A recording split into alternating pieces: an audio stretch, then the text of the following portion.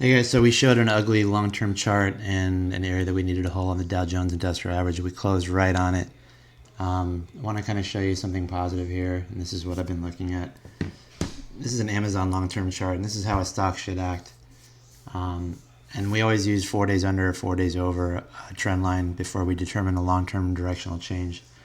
So zooming in here, you can see on Amazon, it never violated the trend line. In fact, hasn't violated a trend line for 1 day under, 1 day over. Even if you zoom in this area here, you can see that there's a few different trend lines. There's the upper trend line, which is kind of the sideways directional trend line that's at the upper level. We got an overbought position here, but the long-term trend line hasn't even broken. And we zoom in here and you can see what I'm talking about. We literally opened under it, but we don't use bottoms of candles like that for 1 day only. Like I said, we look for 3 or 4 days under for a directional change. In fact, you could say we've even held this upper a little bit more of a momentum trend line. If you use the 3 day over 3 or 4 day over 4 day under rule, you have a close under, then you get right back over the trend line. You have a close under, you get right back over, and you have an open under and you're right back over again. So this is how a healthy stock acts when it hits a trend line. The buyers are just overwhelming the sellers. I mean, you can see it's just like a magnet. You open but down and they're doing nothing but buying, and you close above the trend lines. This is healthy action here. Amazon looks fantastic. I don't know what else to say. So it's a very bifurcated market. You have a lot of other stocks that are just being taken to the woodshed.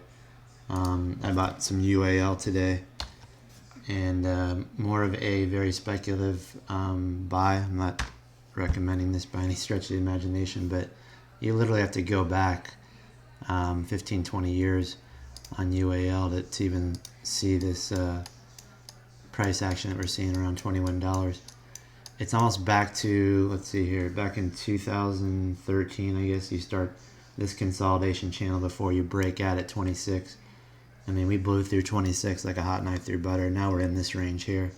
So you're kind of in the 17 to 20 to $26 range now.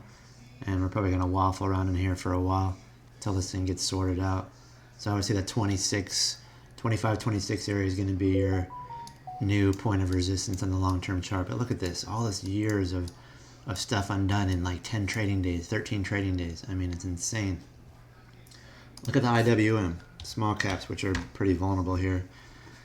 These are some of the high debt accounts and whatnot.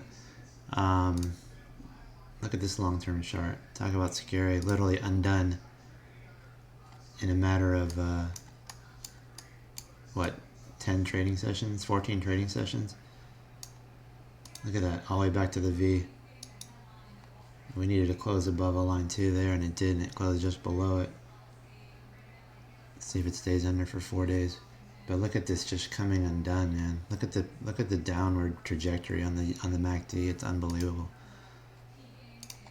I mean, never seen anything like this. Look at that. What do we got? 14 trading days. 1, 2, 3, 4, 5, 6, 7, 8, 9, 10, 11, 12. Basically 3 weeks of trading. This thing's completely erases all those years of gains. So Amazon looking super healthy. A couple crazy stocks today. Blue Apron. This thing was left for dead at $2 a share. Look at that move. Almost looks like UVXY. Look at this insane move. Don't worry about that. I was trading this today. We're going to remove that. Look at this one. Zoom in on that. Look at that. Insane. Left for dead, and then wham. If this was on a stock screen, that's a clean breakout. Actually, it was breaking out right here on the MACD. Look at that.